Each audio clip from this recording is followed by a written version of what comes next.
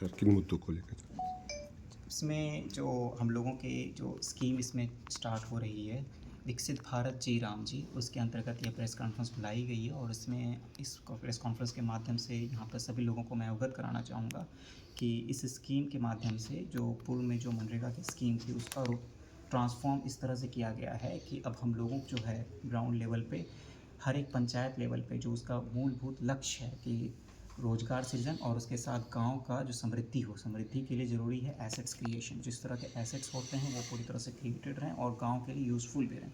तो इन सभी बिंदुओं को लेते हुए एक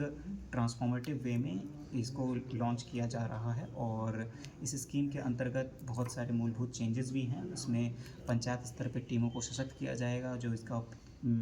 मॉनिटरिंग के लिए जो पोर्टल है मैकेनिज़्म उसको भी और थोड़ा सा बेटर किया जा रहा है, उसको अपडेट किया जा रहा है। इसके साथ साथ जो रोज़गार की गारंटी दी जाती थी उसको 100 दिनों की उसको भी बढ़ा के 125 दिन किया गया है। और ख़ासकर जो हम लोग डिस्कस भी कर रहे थे कि इसमें एसेट्स क्रिएशन पे लगातार फोकस किया गया है कि गांव लेवल पे हम लोगों के खासकर से वाटर कंजर्वेशन के एसेट्स हैं या फिर कुछ ऐसे एसेट्स जिससे रोज़गार का सृजन हो सके, जैसे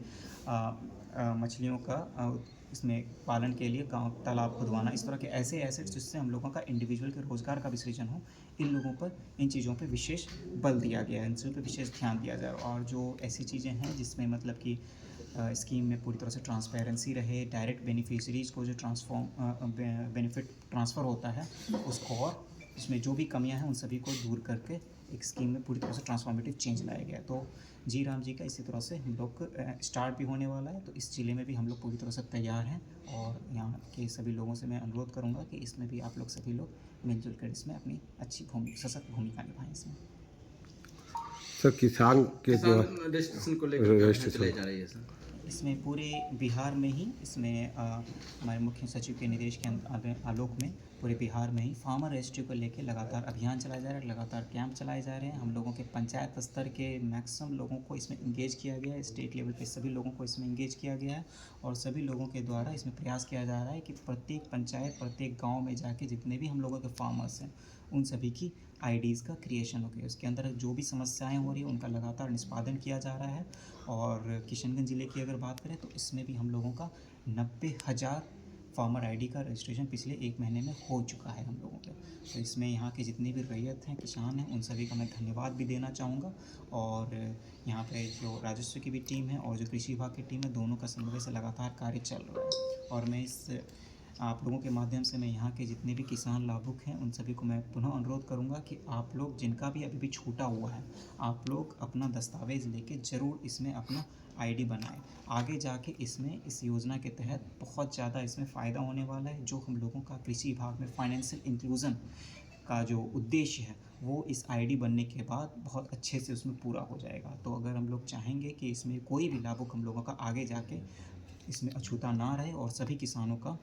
फार्मर आईडी समय हम लोग बना लेंगे, तो इसमें कैंप अभी लगातार आगे भी चलने वाला है। अगले 2-3 दिनों तक हम लोग लगातार प्रयास करेंगे कि इसमें जो भी किसान छूटे हुए सभी लोगों को हम लोग कवर कर लें। सर जिला किशनगंज जिला बिहार में कितने पोजीशन पर?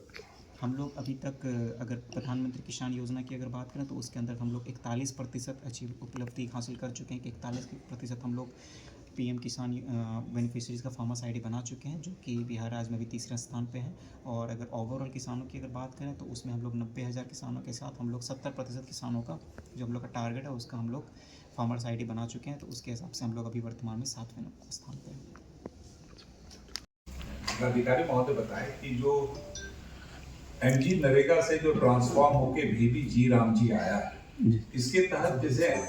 एमजी नरेगा में क्या था कि वो अनएम्प्लॉयमेंट की बात करते थे और इसमें बीबी जी राम जी में है क्या कि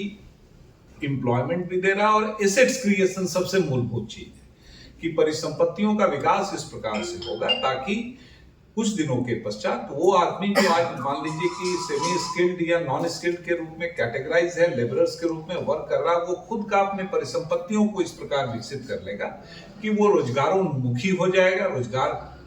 सृजन की तरफ ज्यादा ध्यान देगा। तो मोटे तौर पे जो ट्रांसफॉर्मेशनल चेंज है वो यही है कि यहाँ पे एम्प्लॉयमेंट से एसेट्स क्रिएशन पे ज्यादा फोर्स दिया गया है।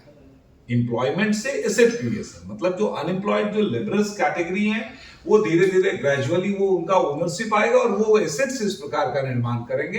कि स्वाभाविक रूप से सेल्फ परपिचुएटेड रहेगा, मतलब 1 से 10, 10 से 100 इस प्रकार कोई इस प्रकार का एसेट्स का निर्माण हो जाएगा। जैसे कि कोई हाथी बनना, कोई हाथी जिस प्रकार का अगर बनना है, तो अगर हाट बन जाएगा तो उसमें जो डिफरेंट स्कीम का जो कन्वर्जेंस होता है, जैसे मुख्यमंत्री महिला रोजगार योजना या इस तरह का, तो वहां पे जो उत्पाद का जो बिक्री होगा तो धीरे धीरे वो क्या हो जाएगा, एक मॉडल बन जाएगा और एसेट्स का क्रिएशन हो जाएगा और एम्प्लॉयमेंट जनरेशन हो जाएगा। मतलब इसमें कई प्रकार के स्कीम का कन्वर्जेंस भी होगा आगे चल के, लेकिन मुख्यतः जो बेसिक चीज है वो 100 दिन से बढ़ के 125 दिन हो गया है। एम्प्लॉयमेंट के साथ साथ एसेट्स क्रिएशन के बात पे है। तीसरा जो पहले से है और उसको और इम्प्रूव करेगा कि डायरेक्ट बेनिफिट ट्रांसफर होगा, पूरा अकाउंटेबिलिटी होगा, ट्रांसपेरेंट होगा। यही 3-4 मोटे तौर पे राइट्स इसमें प्रोटेक्टेड रहेगा, फुल पेमेंट होगा, टाइमली वर्क होगा। यही 4-5 इंपॉर्टेंट कैटेगराइजेशन और इंडिकेटर्स है।